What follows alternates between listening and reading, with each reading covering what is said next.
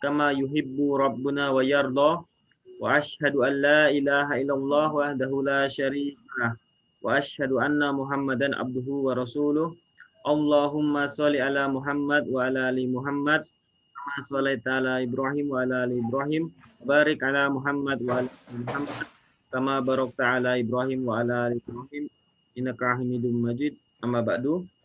Alhamdulillah, segala puji bagi Allah Subhanahu wa taala yang telah memberikan begitu banyak nikmatnya kepada kita semua, baik itu nikmat Islam, nikmat iman, nikmat sehat, dan alhamdulillah pada kesempatan kali ini kita diberikan nikmat ilmu sehingga kita dapat berkumpul di suatu majelis ilmu pada sore hari ini.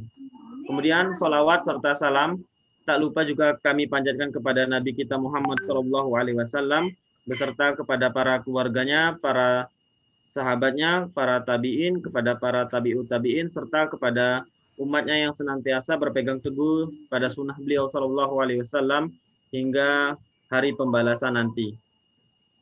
Para jamaah atau peserta kajian atau daurah yang semoga senantiasa dirahmati oleh Allah Subhanahu wa taala.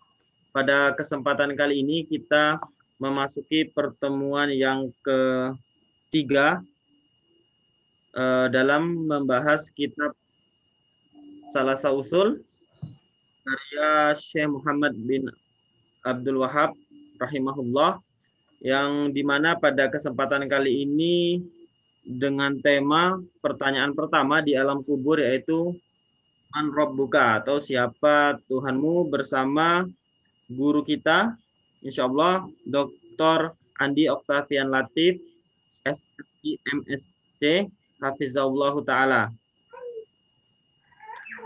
Dan insya Allah kajian atau daurah kita pada hari ini akan disiarkan secara live streaming di sosial media atau platform YouTube di Tarbiyah Learning. Kemudian sebelum memulai kajian atau daurah, izinkan Ana menyampaikan beberapa adab dan tata tertib kajian atau daurah kita pada sore hari ini.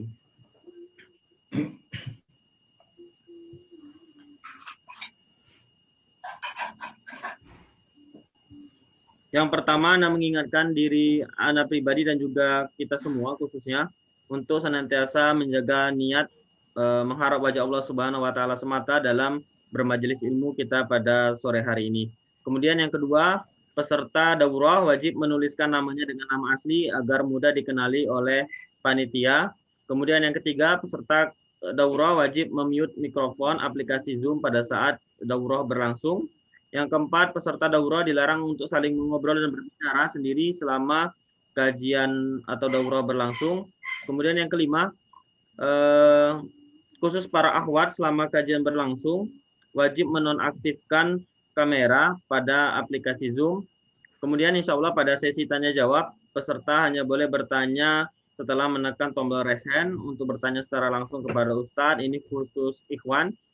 Kemudian untuk akhwat dapat mengirimkan pertanyaannya via chat ke kolom komentar atau kepada panitia kajian. Yang ketujuh, bila menggunakan handphone dan volume terasa kurang jelas, maka dapat menekan menu on speaker di pojok kiri atas.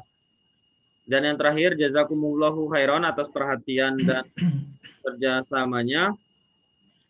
Untuk mempersingkat waktu, kepada Ustadz Faliyatafadol Maskuro. Tafadol Ustadz. Jazakumullahu khairan. Assalamualaikum warahmatullahi wabarakatuh. Waalaikumsalam warahmatullahi wabarakatuh. Alhamdulillahirabbil alamin. Wassalatu wassalamu ala sayyidina Muhammadin wa ala alihi wa sahbihi ajma'in. Amma ba'd.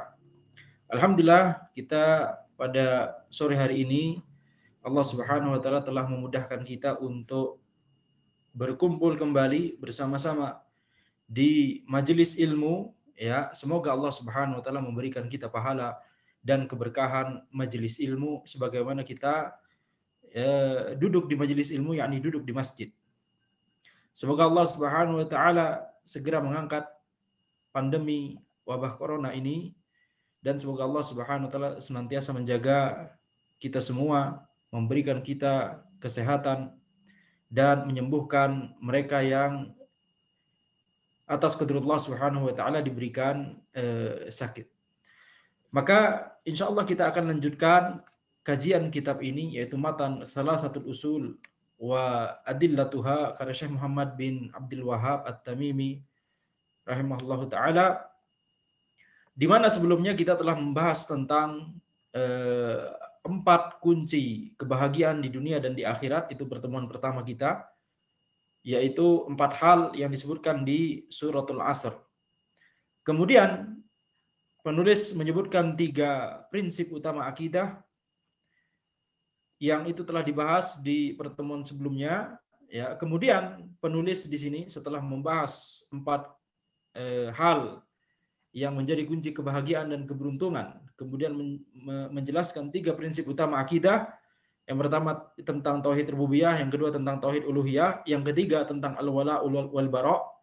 Nah, tentunya ada prinsip juga tentang tauhid asma wa sifat, akan tapi ya matan ini adalah matan ringkas. Beliau memilih yang sesuai dengan kondisi di zaman beliau. Ya, beliau memilih pembahasan yang penting, yang urgent, yang dibutuhkan oleh masyarakat, dan itulah hukum asal dari seorang ulama menulis kitab. Seorang ulama menulis kitab adalah supaya masyarakat itu memahami ya apa yang diwahyukan oleh Allah Subhanahu wa taala, yakni memahami syariat Allah. Mereka menjelaskan syariat Allah, menjelaskan Al-Qur'an dan Al-Hadis dalam risalah-risalah dan kitab-kitab mereka. Maka sekarang kita masuk pada pembahasan penulis setelahnya, yaitu perkataan penulis, "I'lam arsyadakallahu li ta'atih annal hanifiyyata millata Ibrahim an ta'budallaha wahdahu mukhlishan lahuddin." Ketahuilah, semoga engkau diberikan petunjuk oleh Allah Subhanahu wa taala, diberikan taufik oleh Allah Subhanahu wa taala untuk menaatinya, diberikan kemudahan oleh Allah untuk ya menjalankan ketaatan kepadanya.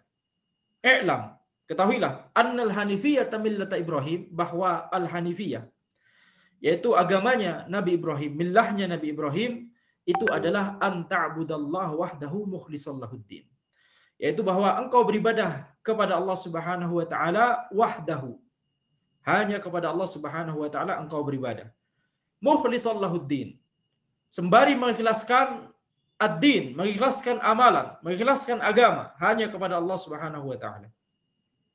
Maka di kalimat pertama ini ya dari penulis ini kita mendapatkan kesimpulan bahwa millahnya Nabi Ibrahim alaihissalam al-hanifiyah, yaitu agama yang hanif. Disebut hanif, makna hanif itu condong. yakni karena agamanya Nabi Ibrahim alaihissalam adalah agama yang condong kepada al-haq, condong kepada ketauhidan, dan ya menjauhi kesyirikan. Maka al-hanifiyah, agama yang hanif, yakni millahnya Nabi Ibrahim, agamanya Nabi Ibrahim alaihissalam, itu adalah an ta'budallaha mukhlishan lahuddin. An ta'budallaha wahdahu mukhlishan lahuddin. Engkau beribadah hanya kepada Allah Subhanahu wa taala semata, sembari mengikhlaskan amalan hanya kepada Allah. Mukhlishan lahuddin, yakni mukhlishan ad-din lahu. Ya. Kalau kita bingung maknanya ini bagi orang yang sudah tahu bahasa Arab sedikit, mukhlishan lahuddin apa maknanya? Mukhlishan ad-dina lahu, yakni mengikhlaskan amalan, ad-din bermakna amalan hanya kepada Allah Subhanahu wa taala. Maka ini adalah intisari dari agamanya Nabi Ibrahim alaihissalam, dan kita tahu bahwa Allah Subhanahu wa taala memberikan ya ajaran ketauhidan yang sama, mengajarkan akidah yang sama kepada seluruh nabi dan rasul, dari Nabi Adam alaihissalam hingga Nabi Muhammad sallallahu alaihi wasallam. Tidaklah ada satu nabi atau rasul pun kecuali mereka berada di atas akidah dan tauhid yang sama. Maka ketika kita ya mempelajari dari kitab-kitab para ulama, termasuk juga kitab yang sedang kita pelajari saat ini, bahwa dijelaskan oleh mereka agamanya Nabi Ibrahim alaihissalam itu adalah an ta'budallaha mukhlishan lahuddin. Maka demikian pula kita temui di ajaran, di syariatnya Nabi Muhammad sallallahu alaihi wasallam. Inti utama dari syariatnya Nabi Muhammad sallallahu alaihi wasallam adalah an ta'budallaha wahdahu mukhlishan lahuddin. Engkau beribadah hanya kepada Allah semata, mengikhlaskan amalan hanya kepadanya. Maka di sini ya kita mengetahui, ya kita menyadari bahwa semua nabi dan rasul memang benar-benar berada di atas akidah yang sama. Walaqad ba'atsna fi kulli ummatin rasula an i'budullah wastanibu taghut. Sungguhnya kami telah utus kepada setiap umat seorang rasul, semuanya mendakwahkan ajaran an ta'budallah wastanibu taghut. An i'budullah wastanibu taghut. Ya, menyembahlah kalian hanya kepada Allah dan jauhilah taghut, jauhilah kesyirikan. Maka di sini Nabi Ibrahim alaihissalam disebutkan secara khusus. Mengapa? Ya, disebutkan secara khusus karena Nabi Ibrahim alaihissalam adalah salah satu di antara nabi yang mulia, salah satu di antara ulul azmi, salah satu di antara nabi dan rasul yang Allah Subhanahu wa taala berikan ujian yang bertubi-tubi kepada Nabi Ibrahim alaihissalam, akan tapi Nabi Ibrahim alaihissalam atas taufik dari Allah Subhanahu wa taala benar-benar menghambakan diri beliau kepada Allah sehingga beliau melaksanakan seluruh apa yang diperintahkan oleh Allah kepada beliau. Berdakwah kepada raja yang zalim, Nabi Ibrahim alaihissalam melewati tantangan tersebut biiznillah. Mau dibakar akan tapi beliau tetap istiqomah di atas keimanan. Nabi Ibrahim alaihissalam melewati tantangan tersut biiznillah, bi'aunillah. Kemudian juga harus menghadapi raja yang zalim lain lagi. Demikian pula Nabi Ibrahim bersabar. Nabi Ibrahim alaihissalam diperintahkan oleh Allah Subhanahu wa taala untuk meninggalkan anak dan istri beliau di daerah yang tidak ada penghuninya, yang panas, jauh dari mana-mana, di padang pasir sendirian, yakni mereka berdua, anak istri beliau. Diperintahkan oleh Allah dan beliau taat. Coba bayangkan. Beliau meninggalkan Hajar dan anak beliau Ismail di Makkah yang saat itu tidak ada orangnya sama sekali.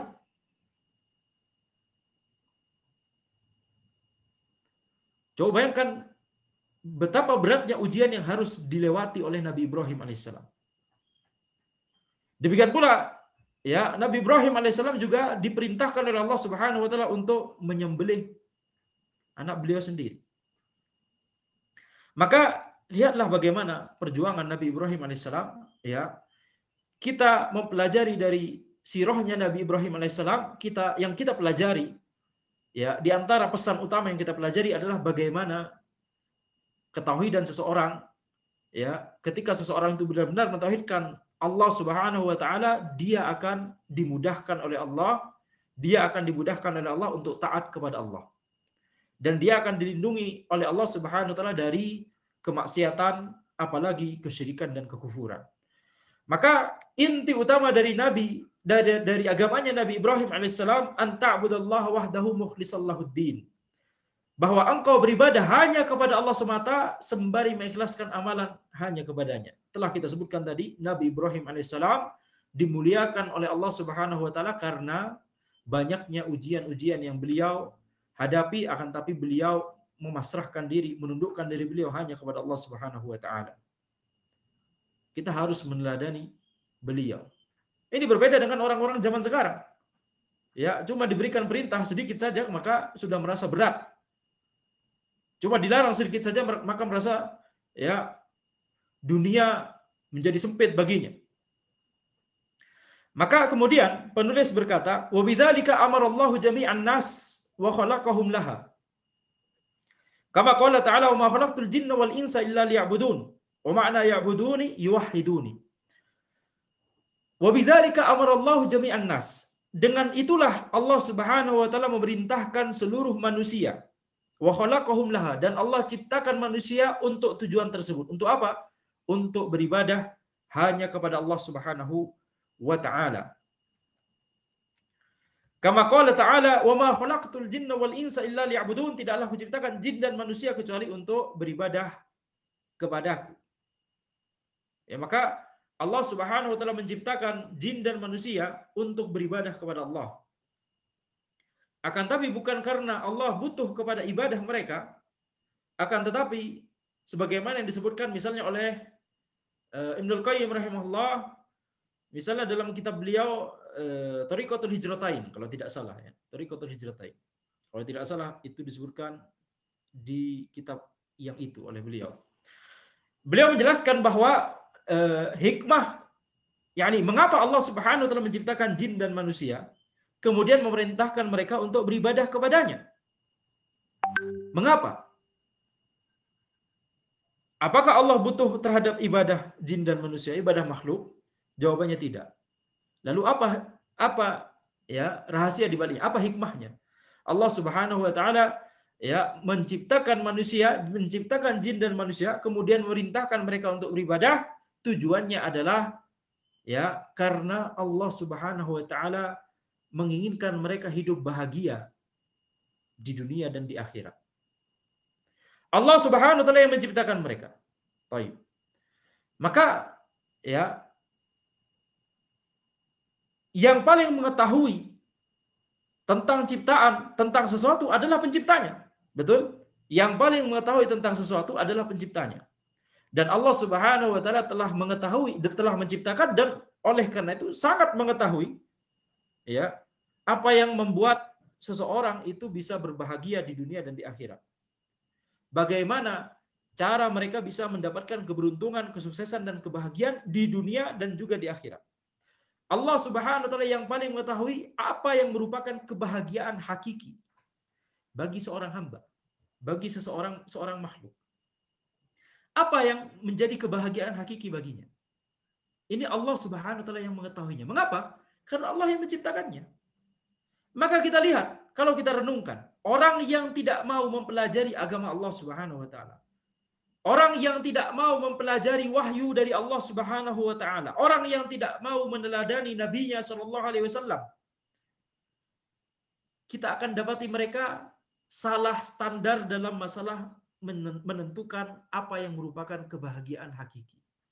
Apa yang merupakan apa yang menjadi kunci kebahagiaan? Salah standar. Coba bayangkan. Hal yang sederhana. Hal yang sederhana.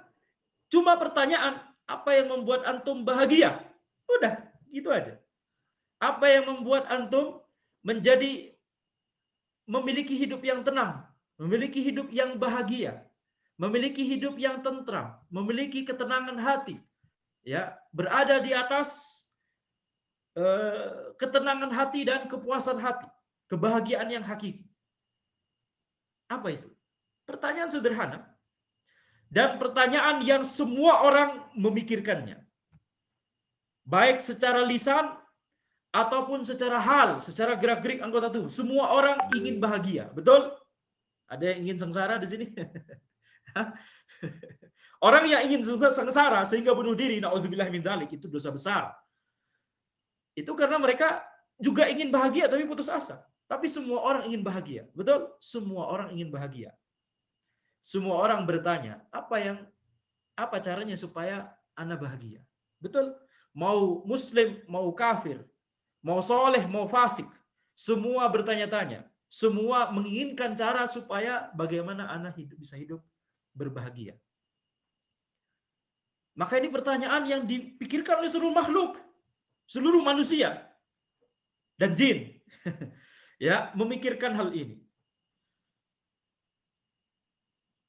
Akan tapi kita lihat, tidak peduli seberapa pintar antum dalam ilmu antum, kalau antum tidak mempelajari wahyu dari Allah Subhanahu wa taala, kalau antum tidak mau meneladani Rasulullah sallallahu alaihi wasallam, kalau antum tidak mau mempelajari Al-Qur'an dan Al-Hadis,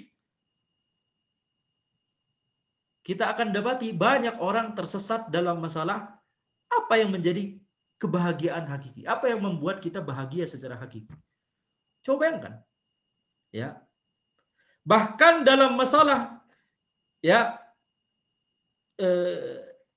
kunci jawaban dari pertanyaan apa yang membuat kita bahagia, bahkan kita tidak bisa mencarinya sendiri dengan akal kita sendiri, dengan ya kemampuan kita sendiri. Kita harus menuju kepada apa yang diwahyukan oleh Allah Subhanahu wa taala.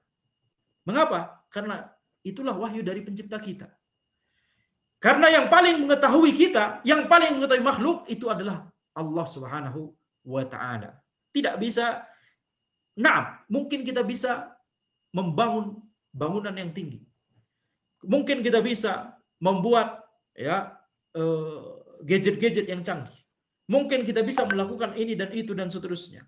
Akan tetapi ya, pertanyaan yang paling penting di dalam hidup seorang makhluk yang semua makhluk memikirkannya, adapun misalnya keahlian untuk bikin bangunan, tidak semua orang ingin untuk punya keahlian itu. Ada orang yang ingin punya keahlian itu, ada orang yang ingin keahlian yang lain, ada ingin mengobati orang. Keahlian ingin mengobati orang, bisa jadi sebagian orang saja yang ingin seperti itu. Orang lain ingin bikin gadget yang canggih, betul? Ya, akan tapi semua orang ini sama-sama bersepakat mereka ingin hidup bahagia. Amrun badahi, kata orang. Ini perkara yang dimiliki oleh setiap makhluk. Ya, ini adalah fitrah yang Allah ciptakan ya pada mereka. Ini adalah sunnatullah. Setiap makhluk ingin ya kebahagiaan. Setiap manusia ingin bahagia. Akan tapi kita lihat seberapa pintar antum, seberapa ya ahli antum dalam bidang antum sendiri. Kalau antum tidak mencari kunci kebahagiaan tersebut dari Al-Quran dan As-Sunnah, maka ya qad dalaltum, maka engkau akan tersesat. Maka lihat di sini Ibnu Qayyim rahimahullah menjelaskan, Allah Subhanahu wa taala mengetahui hambanya, yang paling mengetahui hambanya, termasuk yang paling mengetahui jalan supaya mereka itu hidup bahagia. Apa yang membuat hidup mereka bahagia? Beribadah kepada Allah Subhanahu wa taala. Ya. Hati menjadi tenang ketika hati mengingat Allah Subhanahu wa taala. Maka itulah mengapa Allah Subhanahu wa taala kemudian memerintahkan mereka untuk beribadah kepada Allah. yakni supaya mereka berbahagia. Yakni hikmah mengapa Allah Subhanahu wa taala menciptakan manusia dan jin kemudian memerintahkan mereka untuk beribadah bukan karena Allah butuh kepada ibadah mereka, bukan karena Allah butuh kepada mereka, akan tapi karena Allah Subhanahu wa taala Maha Dermawan.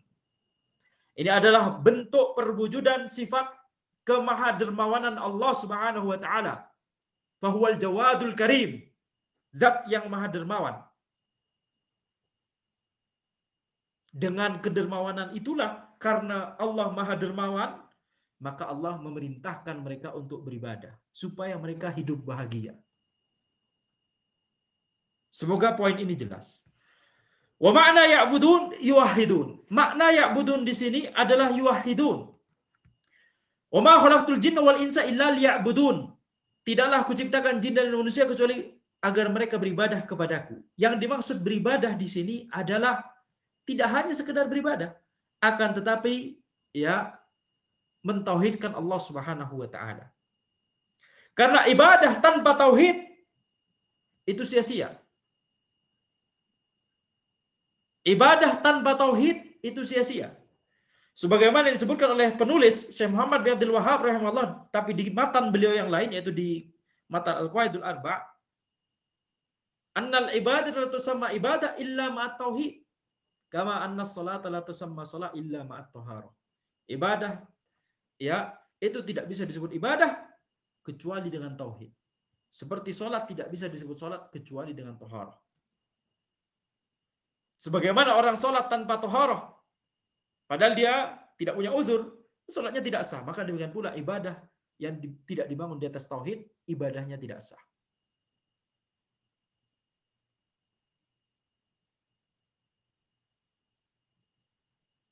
Itu mengapa orang kafir Quraisy, ketika mereka menawari Nabi Muhammad SAW untuk gantian beribadah, tahun ini kami beribadah kepada Tuhan antum, tahun depan antum beribadah kepada Tuhan kami, dan seterusnya.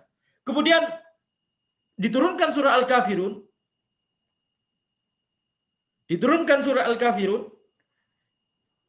ya. Kemudian apa kira-kira isinya di situ? Wala antum abiduna ma'abud.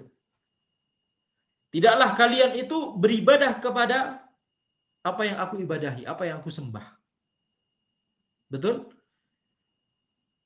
Maka walaupun secara zahir, anggaplah misalnya itu terjadi, walaupun secara zahir orang-orang kafir Quraisy beribadah kepada Allah Subhanahu wa taala di tahun ini, Misalnya, secara zahir saja berarti, ya, karena ibadah mereka hanya ibadah zahiriah saja, ibadah secara zahir saja. Hati mereka tidak mentauhidkan Allah.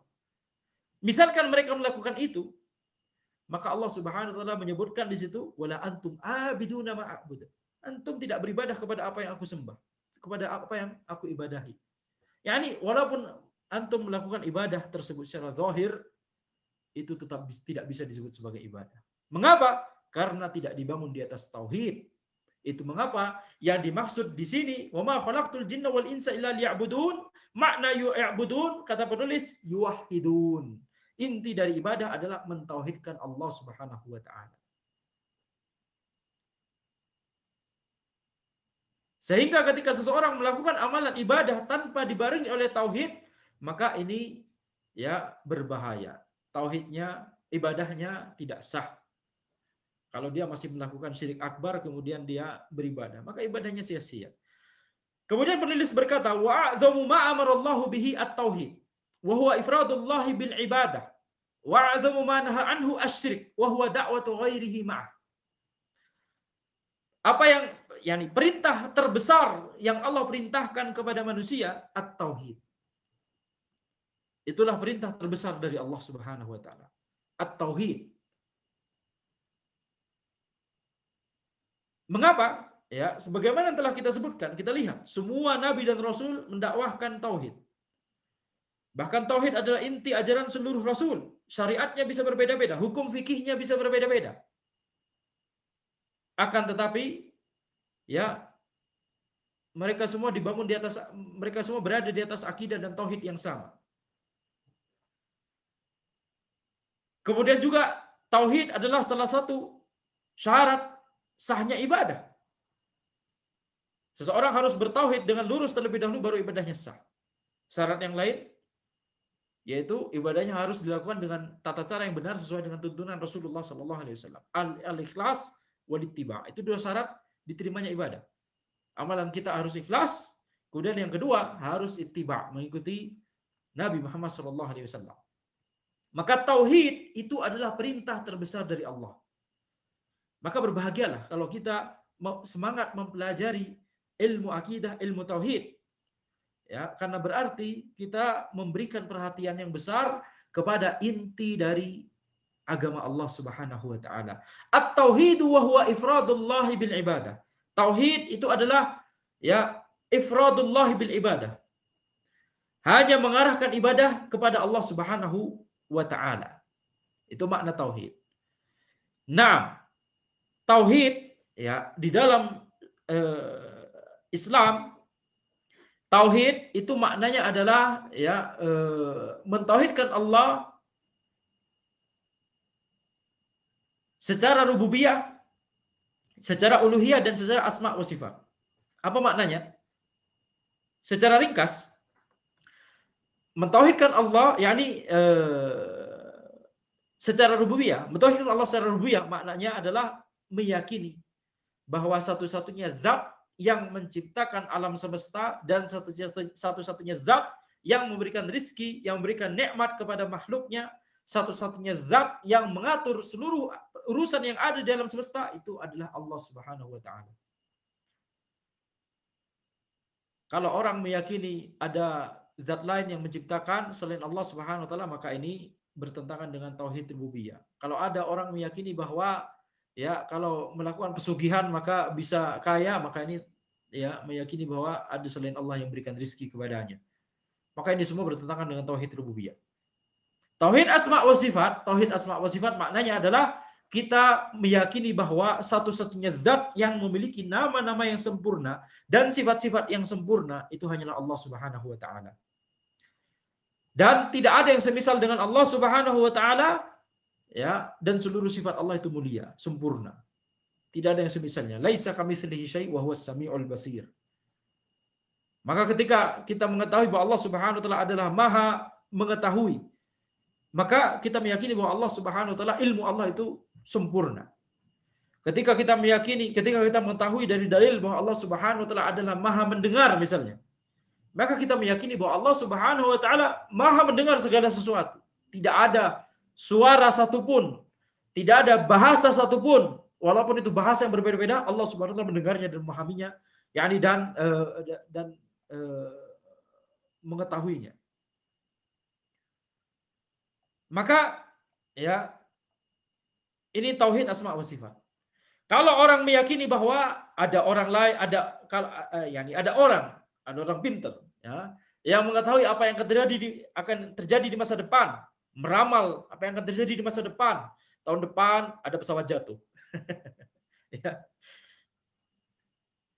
Maka ini adalah kesyirikan dalam masalah asma wa sifat. Ini bertentangan dengan tauhid asma wa sifat. Mengapa? Karena dia meyakini bahwa ada orang yang ilmunya bisa mengetahui masa depan. Padahal yang bisa mengetahui masa depan hanyalah Allah Subhanahu wa taala. Adapun tauhid uluhiyah, mentauhidkan Allah, yakni mengarahkan ibadah hanya kepada Allah Subhanahu wa taala. Maka di sini definisi yang disebutkan oleh penulis di sini, wa huwa ifradullah bil ibadah. Ini sebenarnya adalah definisi tauhid uluhiyah. Sedangkan tauhid itu ada rububiyah, uluhiyah, dan asma wa sifat. Setiap dalil di Al-Quran dan Al-Hadis yang berbicara tentang tauhid pasti masuk salah satu di antara 3 kategori ini. Tauhid rububiyah, tauhid uluhiyah, dan tauhid asma wa sifat. Ya. Akan tetapi jenis tauhid, kategori tauhid yang paling banyak orang tersesat di dalamnya, kategori tauhid yang merupakan inti utama dari dakwahnya seluruh nabi dan rasul, itu adalah tauhid uluhiyah. Itu mengapa penulis di sini ya menspesifikkan definisi tauhid menjadi definisi tauhid uluhiyah, mengarahkan ibadah hanya kepada Allah Subhanahu wa taala.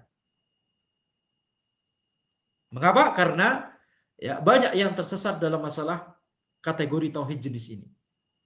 Penyimpangan manusia sejak zaman kesyirikan pertama kali di zamannya Nabi Nuh, umatnya Nabi Nuh alaihissalam. Mereka melakukan kesyirikan dalam masalah apa? Kesyirikan dalam masalah tauhid uluhiyah. Sampai sekarang kesyirikan dalam masalah tauhid uluhiyah. Sampai sekarang, semakin zaman berlalu, kesyirikan semakin banyak. Kalau di zaman dahulu ateis itu orang sangat ya tidak kepikiran. Kenapa kok bisa orang ateis? Di zaman ini orang ateis banyak. Maka ya kesyirikan sekarang sudah mulai macam-macam dan banyak sekali, dan terkadang dibungkus dengan ya kemasan yang baik begitu ya. Jadi iklan di TV kalau mau tahu ya Anda cocok hidup di mana, maka kirim SMS ke Anda tidak cocok hidup di air. Emang ikan gitu ya. Maka wa huwa ifradullah bil ibadah. Itu mengapa penulis di sini kemudian mengkhususkan definisi tauhid menjadi definisi tauhid uluhiyah. Wa a'dhamu ma naha anhu asyirk wa huwa da'watu ghairihi ma'ah. Larangan terbesar dari Allah Subhanahu wa taala adalah kesyirikan, kebalikan dari tauhid. Itu mengapa kemudian beliau penulis rahimahullah menyebutkan definisi ya yang terkait juga dengan kesyirikan dalam masalah tauhid uluhiyah, wa huwa da'watu ghairihi ma'ah.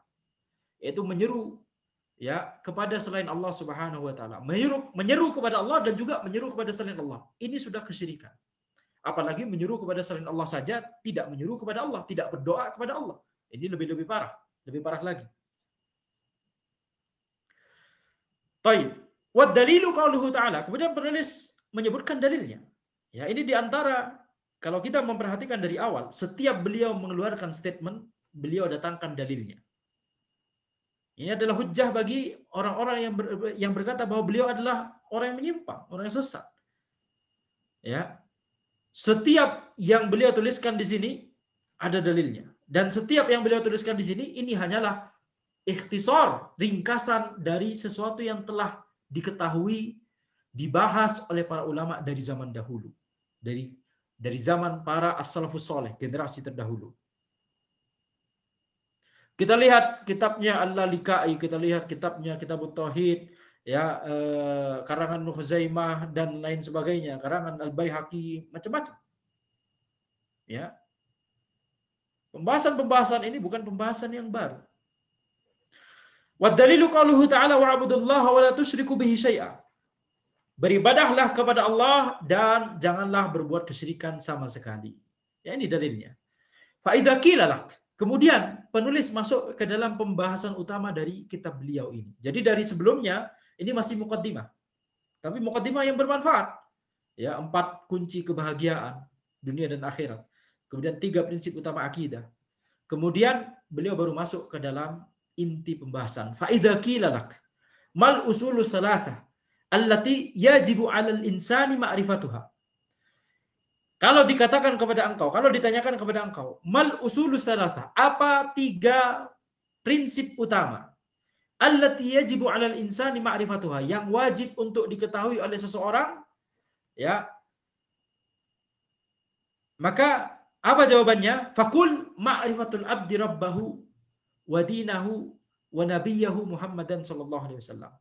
Maka katakanlah 3 prinsip utama, 3 pokok utama. Ini sudah 3 prinsip yang beda lagi dengan sebelumnya. Kita di pertemuan yang lalu membahas tentang 3 prinsip utama juga. Akan tapi ini adalah 3 prinsip utama yang lain. Maka katakanlah faqul ma'rifatul abdi rabbahu. Prinsip yang pertama, mengetahui seorang hamba itu mengetahui Rabb-nya. Yang kedua, wadinahu. Seorang hamba mengetahui agamanya. Yang ketiga, wa nabiyahu Muhammadan sallallahu alaihi wasallam. Seorang hamba itu mengetahui nabinya Muhammad sallallahu alaihi wasallam. Ini adalah 3 pertanyaan alam kubur, ya. Man rabbuk wa madinuk wa man nabiyuk. Dan itu mengapa wajib bagi kita untuk mempelajarinya selagi kita belum berada di alam kubur. Pertanyaan yang zahirnya mudah. Man rabbuk wa madinuk wa man nabiyuk. Akan tapi kita tidak akan bisa menjawab dengan sukses di alam kubur kecuali setelah kita mengamalkan konsekuensi dari jawaban-jawaban tersebut. Man rabbuk? Rabbi Allah. Apa konsekuensinya mengatakan Rabbi? Rabbku adalah Allah. Konsekuensinya adalah kita mentauhidkan Allah, kita mempelajari Al-Quran, kita mengikuti Nabi-Nya Sallallahu Alaihi Wasallam. Itu konsekuensinya. Oleh karena itu wajib bagi kita untuk mempelajari dan mengamalkan apa yang kita pelajari selama kita belum berada di alam kubur. Ya. Dan kita tidak tahu kapan kita berada di alam kubur. Yang wajib kita lakukan sekarang adalah kita bertawakal kepada Allah Subhanahu wa taala. Kita berdoa kepada Allah supaya kita dimudahkan dan diberikan taufik untuk bisa sukses menjalani ya fitnah kubur. Yakni pertanyaan di alam kubur, kemudian sukses dalam menjalani ya kejadian-kejadian yang menakutkan di akhirat. Insya Allah itu akan kita bahas perinciannya ketika kita sampai pada kitab Al-Aqidah Al-Wasithiyah misalnya. Karena Ibnu Taimiyah rahimahullah. Karena matan ini, salah satu usul wa adillatuha, ini adalah matan pertama yang kita bahas. Insya Allah setelah ini kita akan membahas berkelanjutan dalam ilmu akidah. Setelah ini, ya, Anda masih mikir, ya, mana yang lebih tepat atau mana yang lebih sesuai, apakah kita bahas dulu Al-Qaidul Arba atau langsung ke kitab Tauhid dan seterusnya. Setelah kitab Tauhid, Al-Aqidah Al-Wasithiyah, kemudian Al-Aqidah Al-Tahawiyah dan seterusnya insyaallah taala. Maka matan ini hanyalah ya salah satu dari sekian matan yang telah dijadikan kurikulum ya di Tarbiyah Sunnah Learning ini. Jadi intabihu, bersemangatlah. Ya, ini baru matan pertama insyaallah. Maka kemudian beliau penulis rahimahullah kemudian menjelaskan satu-satu 3 pertanyaan alam kubur tadi. Al-aslul awwal fa idza qila lak mal rabbuk. Jika dikatakan kepada engkau, jika ditanyakan kepada engkau, siapa Rabbmu? Faqul rabbi Allahu alladzi rabbani wa rabba jami'al alamin bi ni'amihi. Maka katakanlah, Rabbku adalah Allah yang telah memeliharaku dan memelihara seluruh alam semesta dengan nikmat-nikmatnya. Ajib. Allah Subhanahu wa taala adalah yang menciptakan kita, yang menciptakan alam semesta, Kemudian setelah itu Allah Subhanahu wa taala tidak meninggalkan kita sia-sia. Itu sudah dibahas di pertemuan sebelumnya. Ya, anallaha khalaqana wa razaqana wa lam yatrukna hamala.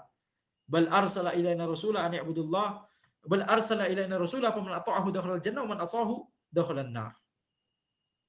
Bahwa Allah menciptakan kita dan memberikan kita rizki dan Allah tidak meninggalkan kita sia-sia. Akan tapi Allah mengutus kepada kita seorang rasul. Barang siapa yang mengikuti rasul tersebut, maka dia masuk surga, dan barang siapa yang mendurhakainya, maka dia masuk neraka. Di kalimat tersebut, penulis rahimahullah menjelaskan bahwa Allah tidak meninggalkan kita sia-sia. Tidak meninggalkan begitu saja. Setelah diciptakan, kemudian ditinggalkan begitu saja. Akan tetapi Allah Subhanahu wa taala memberikan kita rizki, memberikan kita nikmat, kemudian juga ya tidak hanya nikmat secara duniawi, akan tapi nikmat ya nikmat din, ajaran agama, hidayah dan taufik. Wa huwa ma'budi laisa li ma'budun siwah. Karena Allah Subhanahu wa taala adalah yang menciptakanku dan menciptakan seluruh apa yang ada di alam semesta. Dan tidak ada zat lain yang menciptakan bahkan satu makhluk kecil pun selain Allah Subhanahu wa taala. Tidak ada zat lain yang menciptakan, tidak ada zat lain selain Allah Subhanahu wa taala yang menciptakan, walaupun itu makhluk sekecil apapun. Maka oleh karena itu, ya, dan karena Allah Subhanahu wa taala yang memberikan kita rizki, yang memberikan kita ya berbagai kenikmatan yang kita nikmati, yang memelihara kita bahkan dari masih janin. Ketika masih janin, Allah Subhanahu wa taala mengutus malaikat untuk apa? Bikat birizki, wa ajali, wa amali. Ya. Bikat birizki yang pertama disebutkan, untuk menuliskan rizkinya. Untuk ya menuliskan rizki. Yani rizki seseorang sudah ditetapkan oleh Allah Subhanahu wa taala bahkan ketika dia masih sejak dia masih janin, masih belum bisa ya berbuat apa-apa. Allah Subhanahu wa taala sudah berikan dia nikmat, makanan dari rahim ibunya. Maka di sini karena itulah, karena tidak ada zat lain yang menciptakan selain Allah, tidak ada zat yang memelihara kita kecuali Allah Subhanahu wa taala. Seluruh nikmat yang kita rasakan itu dari Allah Subhanahu wa taala. Telah kita sebutkan juga di pertemuan sebelumnya bahwa semua makhluk mendapatkan nikmat dari Allah. Tidak ada makhluk satupun yang tidak mendapatkan nikmat dari Allah, walaupun itu orang kafir. Karena ketika seseorang tidak mau mendapatkan nikmat dari Allah, maka dia tidak akan bisa hidup. Maka karena ini semua, karena alasan ini semua, ya Allah yang menciptakan kita, memberikan kita rezeki, memberikan kita kenikmatan, maka itulah mengapa dialah yang paling berhak untuk kita ibadahi. Wa huwa ma'budi laisa li ma'budun siwa. Dia adalah sesembahanku dan tidak ada zat lain selain dia yang menjadi sesembahanku. Ini adalah inti tauhid uluhiyah. Ini adalah inti dari ajaran seluruh nabi dan rasul. Yani ya masyayikh, berbahagialah. Kita sekarang ya jangan anggap enteng apa yang sedang kita lakukan sekarang. Kita harus bersyukur kepada Allah Subhanahu wa taala. Mungkin kita ya bisa jadi meremehkan atau menganggap ini biasa begitu ya. Ini kajian ya ada kajian biasa rutin dan seterusnya. Tapi kita harus menyadari kita diberikan hidayah oleh Allah Subhanahu wa taala untuk mengetahui ya dan mempelajari dan berusaha mengamalkan inti dari seluruh ajarannya para nabi dan rasul dari awal, dari Nabi Adam alaihissalam hingga Nabi Muhammad sallallahu alaihi wasallam, nabi akhir zaman.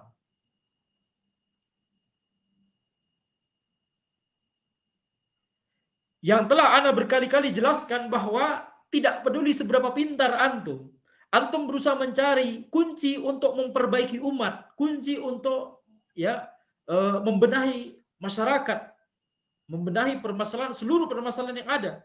Tidak peduli seberapa pintar antum nggak akan bisa dapat. Tapi sekali antum mencari jawabannya dari syariat Islam, dari Al-Quran, dari As-Sunnah, ya, maka antum akan mendapatkan hal tersebut. Telah berkali-kali anak sebutkan, mungkin di majelis yang lain ya, bahwa yang ajib adalah, yakni misalkan kita memikirkan sebuah pertanyaan, manusia berada di banyak permasalahan di dunia ini, korupsi, pembunuhan, perzinahan dan seterusnya. Dan kalau antum renungkan, banyak sekali filsuf-filsuf di zaman dahulu yang berusaha berpikir, apa sistem terbaik untuk manusia? Apa solusi untuk manusia? Itu aja. Itu pertanyaannya. Gampang sekali. Apa solusi terbaik bagi manusia? Tuntunan yang paling bagus untuk manusia. Ada yang merumuskan begini, ada yang merumuskan begitu, ada yang merumuskan filosofinya, filsafatnya, dan seterusnya, dan seterusnya. Tidak peduli seberapa pintar antum, antum tidak akan dapat solusi itu. Tidak akan dapat solusi yang menjadi solusi yang mengatasi permasalahan-permasalahan manusia di dunia. Tidak peduli seberapa pintar seorang filsuf. Telah kita lihat, telah kita buktikan, lihat di sejarah. Adakah filsuf yang kemudian sukses membawakan solusi hasil pikiran dia? Tidak ada. Tidak ada. Ini adalah pertanyaan yang paling susah. Kalau kita bisa katakan demikian. Pertanyaan yang paling susah. Kenapa? Orang paling pinter nggak bisa jawab. Betul?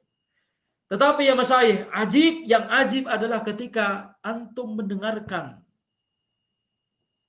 Ketika antum mendengarkan wahyu, kalamullah, Al-Quran.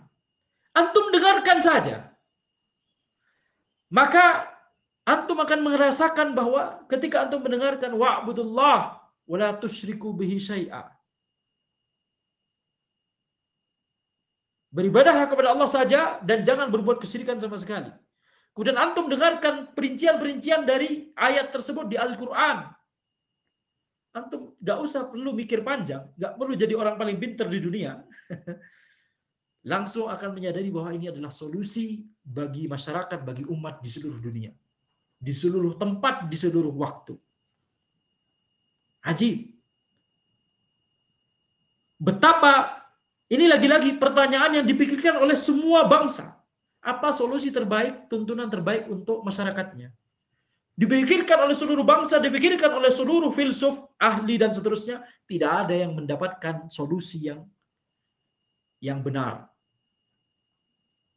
Kita hanya bisa mendapatkannya dari wahyu, dari Al-Quran dan As-Sunnah. Dan ajibnya adalah ketika orang mendengarkannya, walaupun hanya dengan mendengarkannya, bahkan orang Badui pun akan menyadari inilah solusi yang benar. Inilah solusi yang benar. Berbeda dengan solusi-solusi yang jelimet.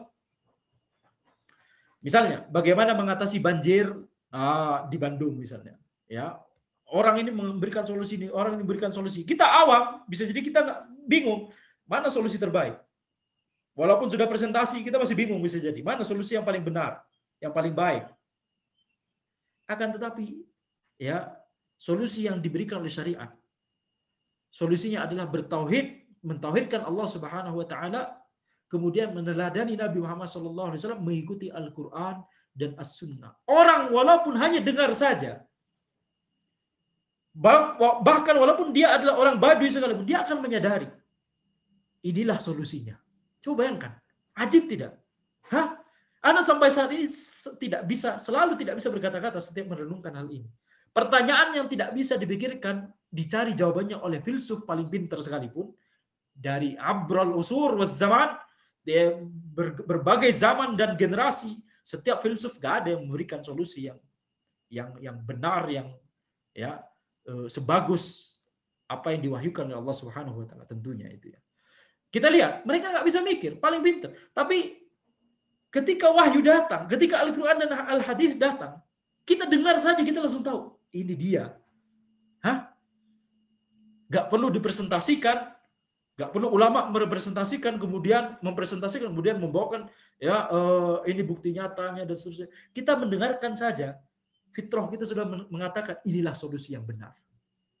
Inilah kunci kebahagiaan bagiku yang paling benar. Inilah kunci untuk memperbaiki umat yang paling benar. Hati yang masih hanif, hati yang masih lurus akan mengakui hal tersebut. Ajib. Bukankah beberapa menit sebelumnya kita mengatakan ini pertanyaan yang paling sulit, filsuf saja nggak bisa menjawab. Tapi setelah kita diberikan jawabannya oleh Allah Subhanahu wa Ta'ala melalui jalan wahyu, yakni di Al-Quran dan As-Sunnah, sekali kita dengar jawabannya, hadza huwa. Inilah dia solusinya. Ya, ajib.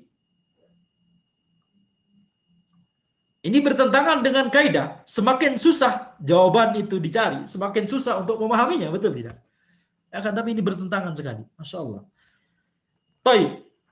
Wa dalilu qauluhu ta'ala, alhamdulillahi rabbil alamin. Dalilnya bahwa Allah Subhanahu wa taala adalah ya zat yang memelihara kita dan memelihara seluruh alam semesta adalah firman Allah Subhanahu wa taala yang insyaallah semuanya tahu, alhamdulillahi rabbil alamin. Ayat yang semuanya harusnya tahu. Harus tahu ya, kalau tidak tahu maka salatnya enggak sah. Alhamdulillahi rabbil alamin. Segala puji hanya bagi Allah Subhanahu wa taala, Rabbil alamin. Rabbnya seluruh alam semesta. Rabb di sini maknanya adalah ya zat yang memelihara. Maka itu berarti mencakup yang menciptakan, yang memberikan nikmat, memberikan rizki, mengatur urusannya, mengatur seluruh perkara yang ada dan seluruh urusan yang ada di alam semesta. Itulah Rabbul alamin. Itulah Allah Subhanahu wa taala. Wa kullu man siwallahi alam wa ana wahidun min dzalikal alam. Semua yang selain Allah itu adalah alam, makhluk. Yani. Wa ana wahidun min dzalikal alam, dan ana hanyalah salah satu dari makhluk tersebut. Itu kata penulis. Kita semua adalah sebagian kecil dari makhluk Allah Subhanahu wa taala. Fa idza qila lak bima arafta rabbak, jika ditanyakan kepada engkau bagaimana engkau mengetahui Rabbmu, bagaimana engkau mengetahui tentang Allah Subhanahu wa taala, faqul bi ayatihi wa makhluqatihi wa min ayatihi al-lailu wan naharu wasyamsu wal qamar wa min makhluqatihi as-samawati as-sab' wal arduna as-sab' wa man fihinna wa ma bainahuma. Dari mana, bagaimana kita bisa mengetahui tentang Allah Subhanahu wa taala? Maka katakanlah dengan ayat-ayatnya dan makhluk-makhluknya. Ayat itu ada dua, ayat kauniyah dan ayat syar'iyah. Ayat kauniyah itu adalah makhluk-makhluk Allah. Ayat syar'iyah itu adalah ayat Al-Quran. Maka di sini penulis berkata bi ayatihi wa makhluqatihi, dengan ayat-ayatnya dan dengan makhluk-makhluknya. Wa min ayatihi al-lailu wan nahar.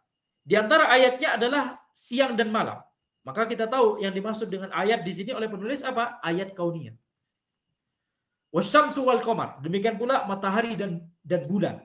Itu adalah ayat Allah, yakni ayat kauniyah, makhluk Allah Subhanahu wa taala. Mengapa makhluk Allah disebut ayat kauniyah? Karena kalau kita melihat makhluk Allah, kalau kita mempelajari tentang makhluk Allah, kalau kita ya mengetahui tentang makhluk Allah, harusnya kita mengetahui bagaimana penciptanya. Kalau kita melihat bagaimana matahari dan bumi, makhluk yang besar sekali, maka kita akan mengetahui bagaimana besarnya penciptanya. Kalau kita mengetahui keteraturan yang ada pada siang dan malam, tidak pernah telat setiap harinya. Kalau telat, ya hancur alam semesta. Tidak pernah telat, selalu berada di atas keteraturan. Kita lihat, siapakah yang menciptakan ini? Siapakah yang menentukan ini?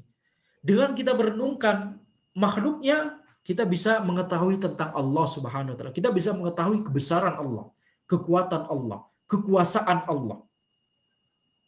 Itu maksudnya. Mengapa makhluk disebut ayat kauniyah? Sebagaimana pula mengapa Al-Quran, ya, ayat-ayat yang ada di Al-Quran, mengapa disebut ayat syar'iyah? Karena dengan ayat-ayat tersebut kita juga mengetahui tentang Allah.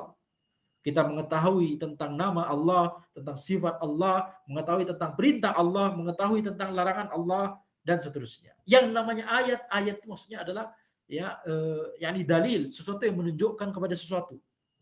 Dengan mengetahui ayat kauniyah dan ayat syar'iyah, kita bisa mengetahui tentang Allah Subhanahu wa taala. Maka penulis di sini kita lihat, beliau ya menyebutkan kita bisa mengetahui tentang Allah Subhanahu wa taala dengan makhluknya, dengan ayatnya dan dengan makhluknya. Dicontohkan ayatnya di sini siang dan malam, matahari dan bulan, maka kita tahu yang dimaksud dengan ayat di sini adalah ayat kauniyah. Kemudian beliau mencontohkan umin makhluqatihi as-samawati as-sab' wal arduna as-sab' wa man fihinna wa ma bainahuma. Di antara makhluk Allah adalah langit yang 7, bumi yang 7, dan apa yang ada di dalam keduanya dan di antara keduanya. Maka di sini ya walaupun dibedakan bi ayatihi wa makhluqati, beliau menjelaskan di sini bagaimana kita mengetahui Allah, bagaimana kita bisa mengetahui tentang Allah, kita bisa mengetahuinya dengan ayatnya dan dengan makhluknya. Akan tapi kemudian memberikan contoh yang contohnya sama-sama mencontohkan makhluk. Ya, maka di sini na'am penulis memaksudkan dengan ayat di sini na'am ayat kauniyah saja. Maka tentunya akan lebih baik kalau misalnya ditambahkan juga ayat syar'iyah. Kita bisa mengetahui tentang Allah dengan ayat-ayat syar'iyah, dengan Al-Quran dan As-Sunnah. Tapi di sini ada poin yang sangat penting yang hendak kita ingin tekankan di sini adalah bahwa kita lihat, kita merenungkan tentang makhluk Allah, kita merenungkan tentang siang dan malam, langit dan bumi, matahari dan bulan. Harusnya kita semakin mendekat kepada Allah Subhanahu wa taala. Seseorang semakin dia mempelajari tentang makhluk Allah. Apa maknanya? Yakni orang-orang yang diberikan kemudahan oleh Allah Subhanahu wa taala untuk menguasai ilmu dunia, ilmu umum. Seharusnya mereka itu adalah orang-orang yang lebih cepat untuk mendekatkan diri kepada Allah. Seharusnya.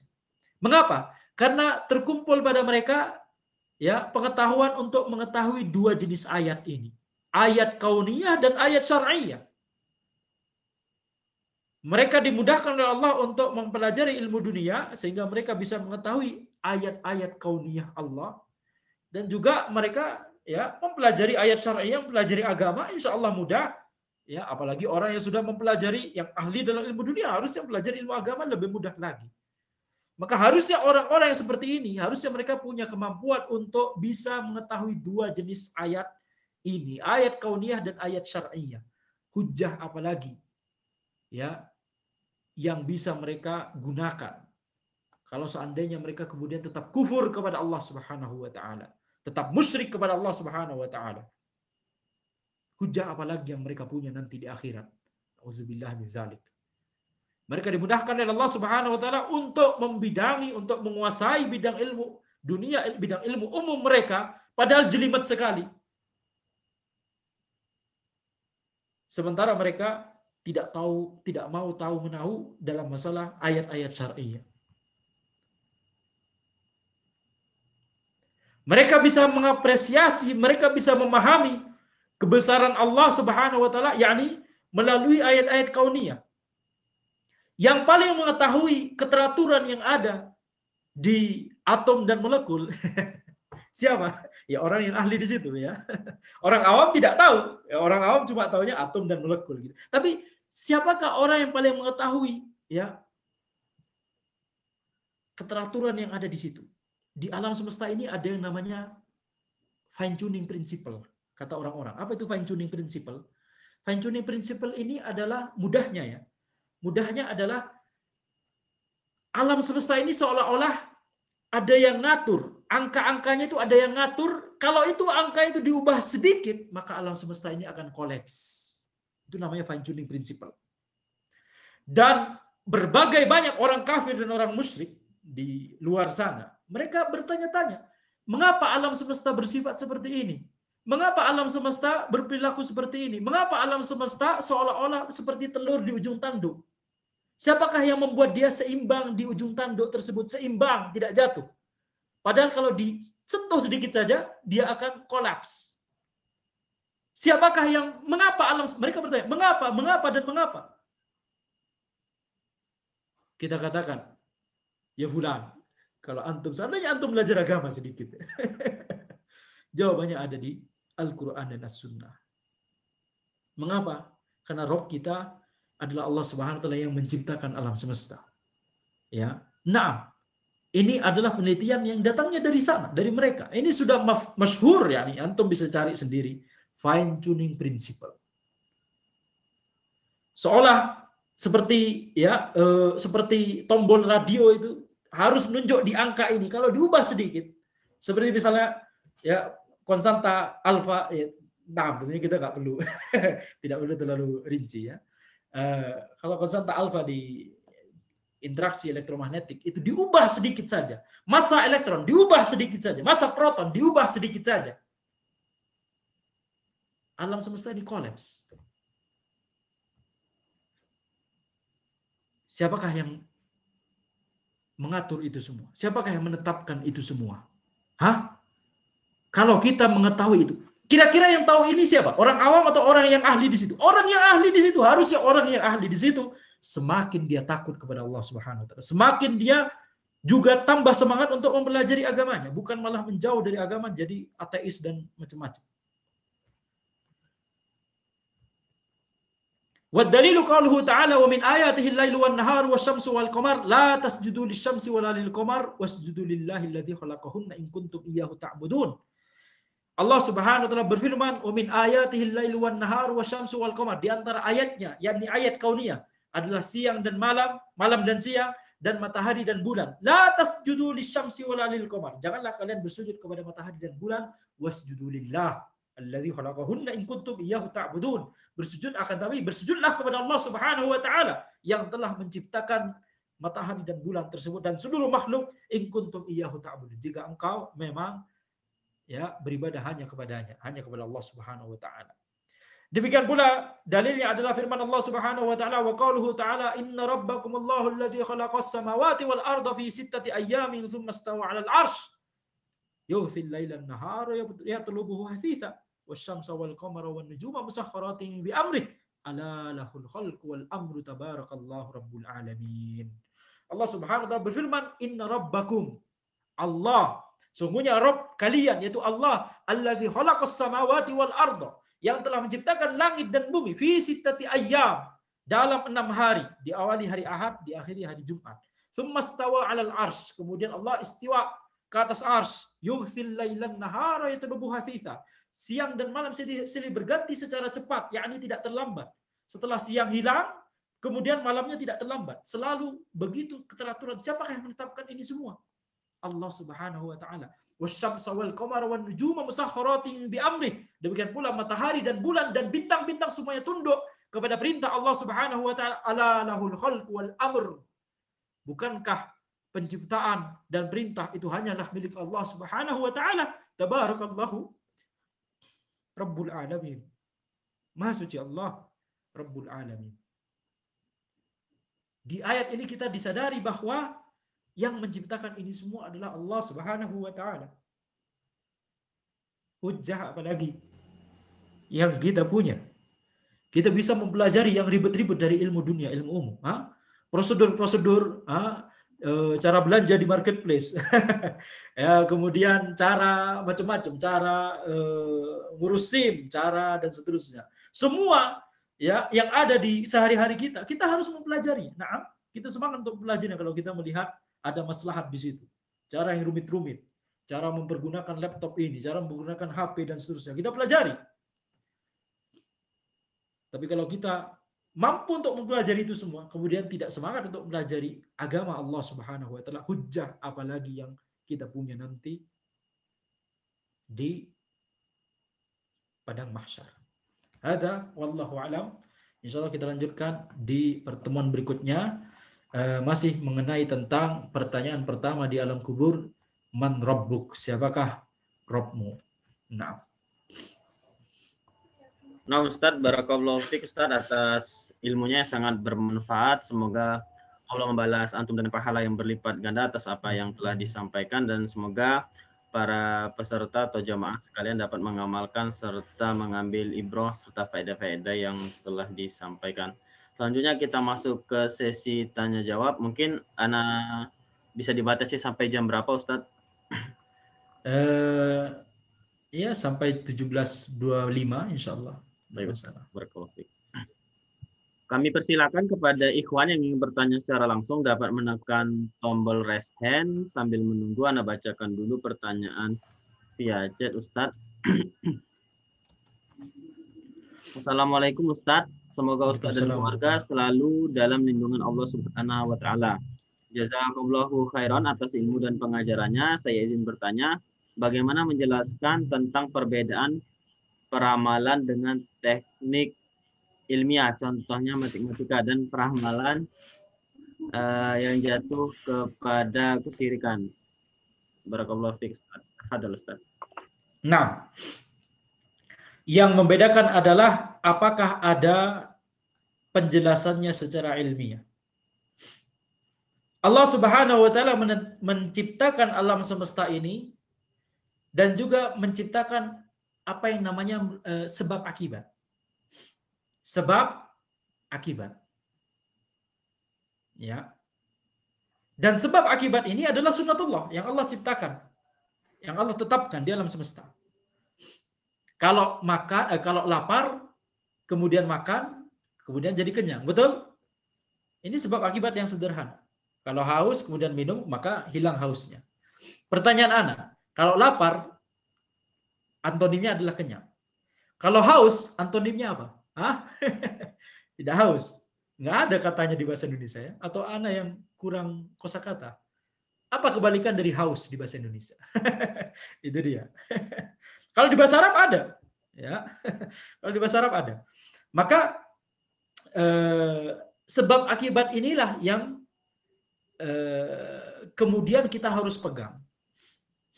Kalau kita memprediksi sesuatu, tapi sesuai dengan sebab akibat, secara ilmiah, maka itu tidak masalah di syariat. Tapi kalau misalnya tidak ada sebab akibatnya, seperti misalnya ya dari dukun atau peramal, ini nggak ada sebab akibatnya, tidak bisa secara ilmiah bagaimana. Maka ini baru ya, ini baru yang merupakan kesyirikan. Bahkan Islam itu adalah agama yang ilmiah. Bahkan hal-hal sederhana di sekitar kita, di kehidupan kita sehari-hari, kalau kita menisbatkan sesuatu tidak pada sebabnya, maka itu ya hal yang tercela.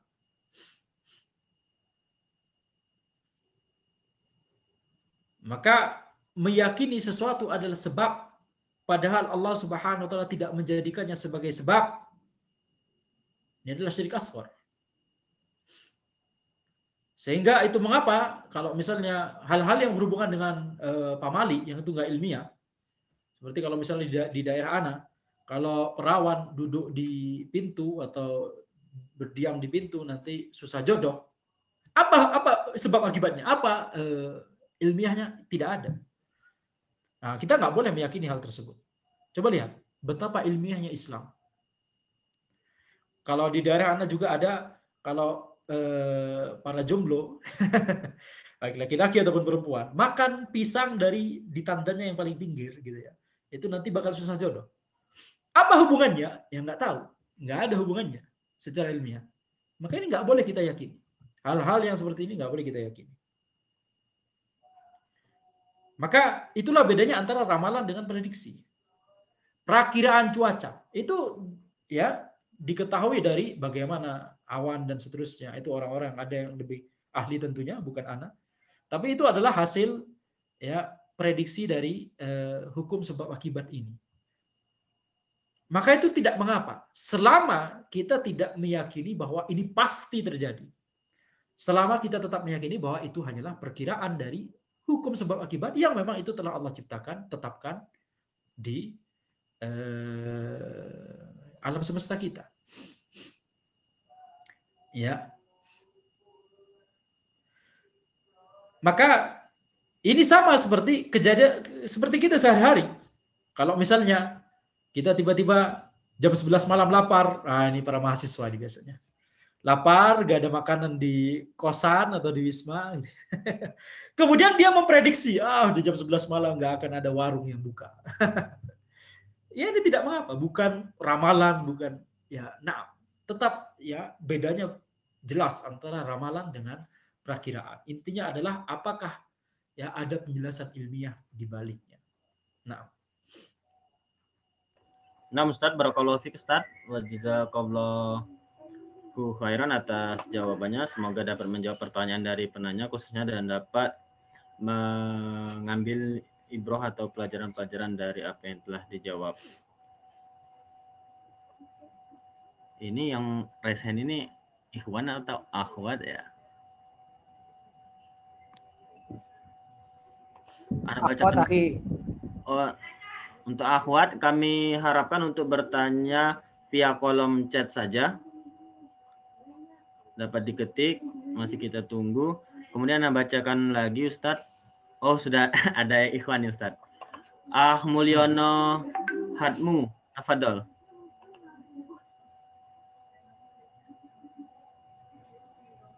Tafadhol, Mulyono, dapat di-unmute.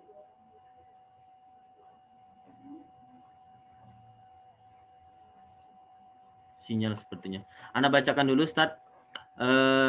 Dari via chat. Assalamualaikum Ustaz, izin bertanya, apakah tatoyur masuk ke dalam ranah perkara tauhid? Syukron, jazakallah khair atas jawabannya, Ustaz. Tafadhol, Ustaz. Nah, Waalaikumsalam warahmatullahi wabarakatuh. Apakah tatoyur masuk ke dalam ranah tauhid? Naam.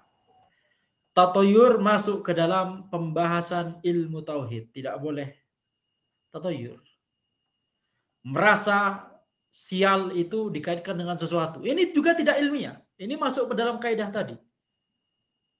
Tidak boleh kita menjadikan sesuatu sebagai sebab, padahal Allah tidak menjadikannya sebagai sebab, baik syar'i ataupun kauni. Ya, maka tatoyur itu adalah termasuk pembahasan tauhid. Ya, insya Allah itu dibahas secara terperinci tentunya di kitab tauhid. Anda sedang mikir apakah pekan depan Anda mau penulis membahas terkait dengan itu atau tidak? Sepertinya tidak ya. Tidak masalah, insya Allah mungkin pekan depan akan Anda singgung secara sedikit. Tapi pembahasan ini akan dibahas secara lebih terperinci insya Allah kalau kita sudah masuk ke pembahasan kitab tauhid. Nah, Ustaz, insya Allah semoga Allah mudahkan kita untuk terus mempelajari ilmu akidah. Nah, tetap diikutin terus daurah kita. Selanjutnya kami persilakan kepada Mulyono Hatmu untuk bertanya secara langsung. Bisa di-unmute.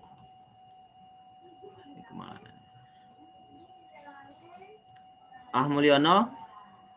Mungkin nggak sadar kalau dipanggil. Sadar ya sepertinya, Ustaz. Nah, Ustaz, kita bacakan pertanyaan via chat saja, Ustaz.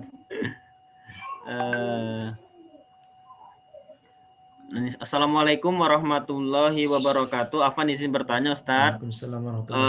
Tadi setelah dijelaskan banyak tentang perkara syirik akbar atau syirik besar. Dahulu sebelum mengenal sunnah mungkin, Ustaz, bukan mengenal agama, saya pernah memakai jimat waktu SMP. Itu karena alasan supaya ada yang suka sama saya. Subhanallah. Kemudian hilang jimatnya, kebuang gitu saja.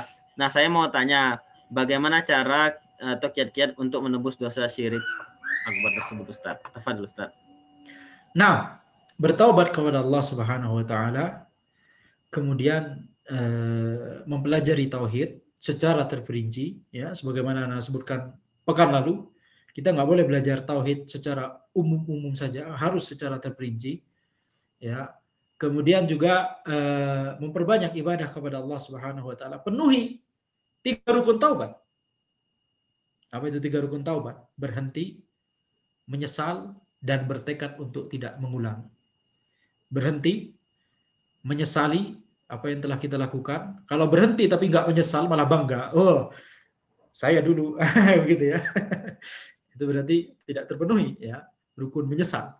Berhenti, menyesali, dan bertekad untuk tidak mengulangi. Nah, Ustaz, barakallahu fiik Ustaz atas jawabannya.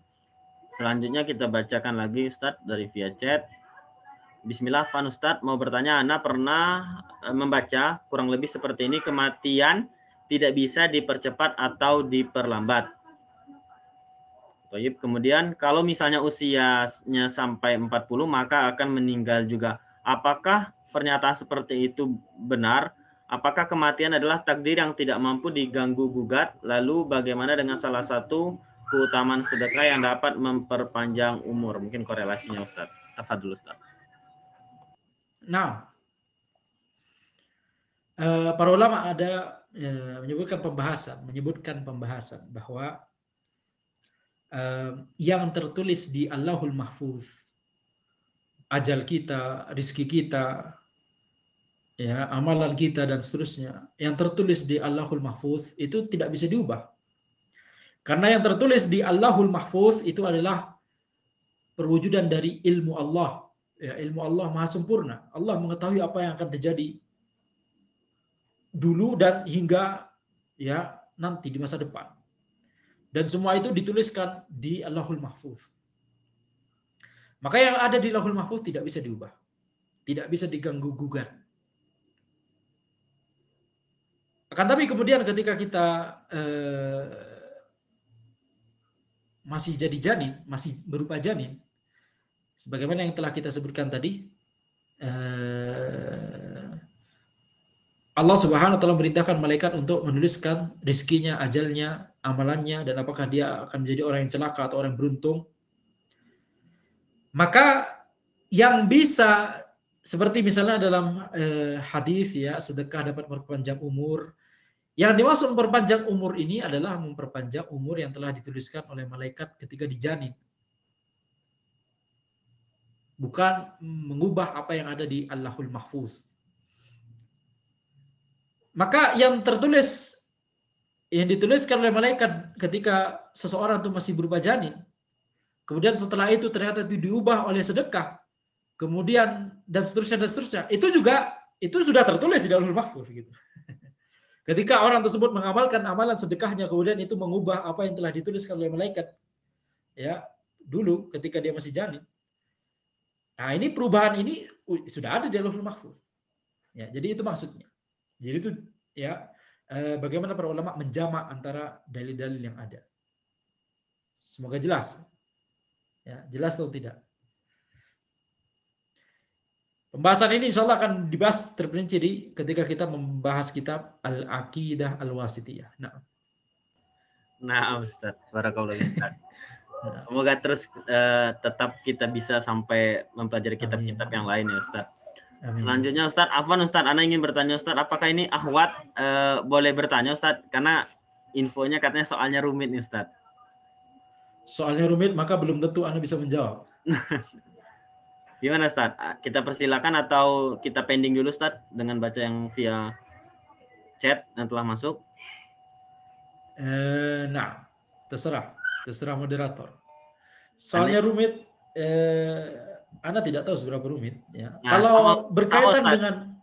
kalau berkaitan dengan kondisi pribadi, sebaiknya jangan di majelis ini. Ya. Nah, mungkin sambil kita menunggu info dari beliau, mungkin di chat Ustaz kita bacakan dulu Ustaz pertanyaan via chat. Di masyarakat sebelum berdoa ada tradisi itu membakar kemenyan terlebih dahulu dan masih terjadi sampai sekarang Ustadz. Apakah hal ini termasuk syirik Ustadz? Sebelum apa tadi? Sebelum berdoa Ustadz harus membakar kemenyan terlebih dahulu Ustadz. Apakah hal itu termasuk syirik Ustadz? Gak ada dalilnya, jangan dilakukan. Nah, gitu saja. Nah, Ustaz. Ya ini tidak peduli syirik atau bukan, itu gak ada dalilnya, udah gak usah dilakukan. Masalah syirik atau tidak, itu tergantung ada akidah di baliknya atau tidak. Nah, itu pertanyaannya jadi rumit gitu ya. Jadi kita harus memperinci. Apakah ini termasuk kesyirikan atau tidak? Ilmu tauhid itu adalah ilmu yang kita harus memerinci. Nggak boleh kita kemudian jawab secara umum. Dalam banyak kasus jawabannya itu tidak. Ini jawabannya, tidak. Jawabannya itu harus terperinci. Kalau begini maka ini syirik akbar. Kalau begini maka syirik asghar. Kalau begini maka haram tapi bukan syirik. Kalau begini maka boleh. Kebanyakan begitu. Ya, jadi ala kulli hal, apapun kemungkinannya, maka itu adalah hal yang haram, tidak boleh kita lakukan. Nah, nggak ada dalilnya. Nggak ada kemenyan. Rasulullah SAW bakar kemenyan dulu sebelum berdoa. Nah, Ustaz. Selanjutnya Ustaz, mungkin kita persilakan kepada Ukhti Evisina. Sepertinya memang sangat penting Ustaz, sepertinya untuk ditanyakan. Tafadhali. Alhamdulillah, assalamualaikum Ustadz. Izin bertanya, saya pernah terlibat penelitian, ikut tim program doktoral untuk meneliti, mungkin ini sangat spesifik Ustadz, ilmunya kedokteran. Jadi kita meneliti salah satu sel, namanya itu sel limfosit, yang dia itu fungsinya salah satunya adalah untuk melawan, nanti kita rencananya mau melawan infeksi HIV.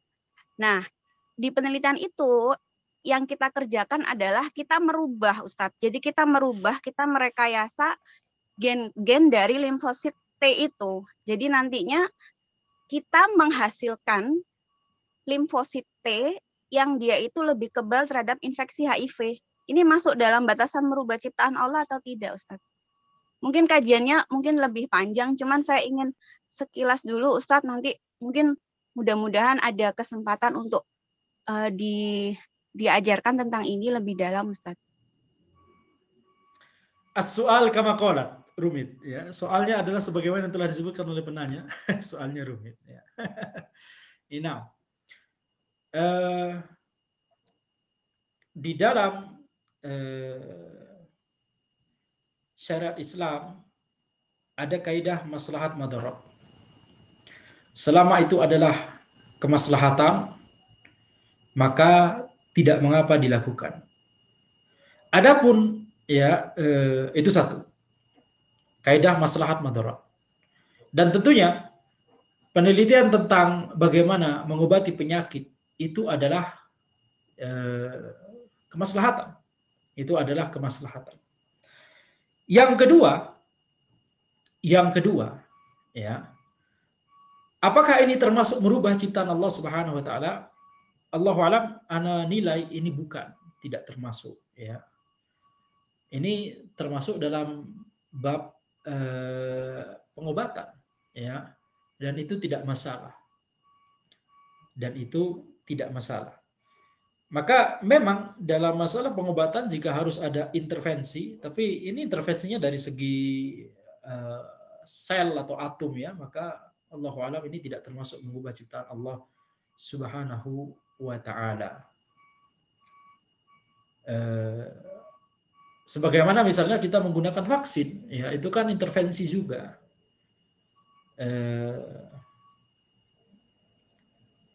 Nah, atau obat-obat yang lain itu juga intervensi juga, gitu ya. Dan itu dibolehkan oleh para ulama. Allahu a'lam. Akan tapi tentunya kita harus mempelajari, Anda harus mengetahui dulu apa perincian apa yang dilakukan dan seterusnya. Jadi supaya taswir penggambaran masalah jadi lebih jelas, gitu ya. Akan tapi secara umum semoga ini tidak termasuk dalam masalah mengubah ciptaan Allah Subhanahu wa taala. Kemudian yang ketiga, bolehkah kita mengobati penyakit HIV sementara penyakit tersebut dikonotasikan dengan orang yang suka berzina, begitu ya? Maka jawabannya tidak masalah. Dengan niat, ya, karena kita ingin menolong manusia. Berapa banyak orang-orang yang terkena HIV tapi dia tidak bersalah. Ya, bapaknya HIV, kemudian anaknya atau ibunya HIV atau anaknya, kemudian anaknya ikutan, begitu ya. Ini tentunya dokter yang lebih tahu, ya. Dan para peneliti di situ. Tapi maksudnya adalah tidak masalah untuk kita melakukan riset mencari obat HIV. Ya, di saat yang sama kita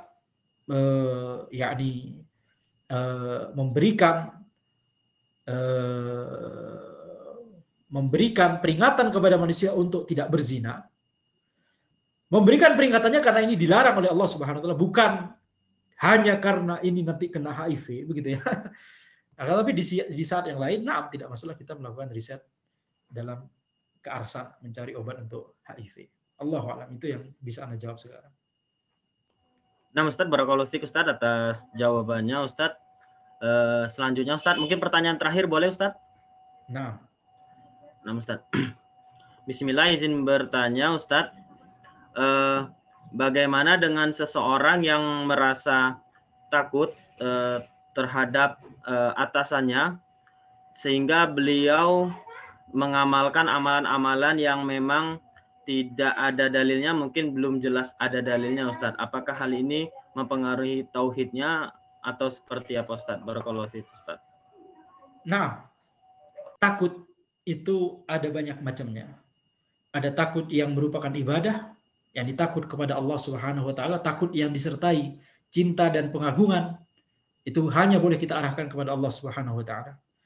Kemudian juga ada takut yang merupakan kesyirikan, yaitu ketika takut yang merupakan ibadah tadi, yang beserta cinta dan pengagungan tadi, itu diarahkan kepada selain Allah. Ya, ini namanya takut yang berupa kesyirikan. Jenis ketiga dari takut adalah takut yang dibolehkan. Kita takut sama ular, nah itu takut yang dibolehkan. Kita takut sama corona, itu takut yang dibolehkan, bukan takut yang menodai tauhid. Ya, karena penyakit. Dan jenis keempat adalah takut yang diharamkan. Takut yang diharamkan adalah ketika kita ya melakukan sesuatu yang diharamkan oleh Allah karena kita takut kepada seorang makhluk. Termasuk contohnya seperti ini. Ya, oleh karena itu saran ana adalah ya berusaha bertawakal kepada Allah, kemudian kita jujur terus terang mohon maaf kepada atasan kita gitu ya. Ana tidak bisa melakukan hal ini karena ini tidak boleh di dalam syariat Islam. Tentunya ya penanya tidak menyebutkan apa yang dimaksud, apa yang disuruh ya. Hal apa yang disuruh oleh atasan, maka tentunya ya kita serahkan kepada penanya, ya dia juga harus mencari tahu dulu apakah memang itu dilarang oleh syariat Islam. Itu harus diketahui terlebih dahulu, baru setelah memang diketahui bahwa itu memang tidak boleh dilakukan, tidak ada dalilnya. Karena bisa jadi kita nggak tahu dalilnya, tapi sebenarnya ada dalil tapi kita nggak tahu. Bisa jadi begitu. Tapi kalau itu memang benar-benar tidak ada dalilnya, na'am, maka kita terus terang, kita jujur kepada atasan kita. Jangan takut. Nah. Nah, Ustadz, barakallahu fiik Ustadz, atas jawabannya Ustadz. Mungkin sudah cukup Ustadz karena sudah menunjukkan 5.30 Ustadz, 17.30. Mungkin ada ini Ustadz apa nasihat atau pesan yang ingin disampaikan lagi Ustadz sebelum kita tutup. Nasihat yang ingin Ana sampaikan adalah alhamdulillah tadi Ana sempat menyebut berbagai macam kitab yang telah kita jadikan insyaallah ya kurikulum. Tujuannya adalah untuk semakin membuat kita semangat menuntut ilmu. Ya, masih banyak ilmu yang harus kita pelajari dan harus kita pahami. Ya, semoga Allah Subhanahu wa taala memberikan kita ya kemudahan dan keistiqomahan untuk mempelajari ya kitab-kitab tersebut dan mempelajari kitab-kitab para ulama yang lain, mempelajari agama Allah Subhanahu wa taala. Hadza wallahu a'lam.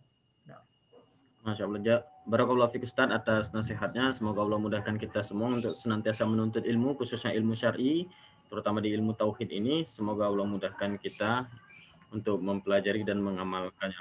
Barakallahu fiik Ustaz, wa jazakallahu khair atas ilmunya yang sangat bermanfaat dan jawaban-jawaban dari yang telah disampaikan. Semoga Allah membalas dengan pahala yang berlipat ganda kepada antum Ustaz.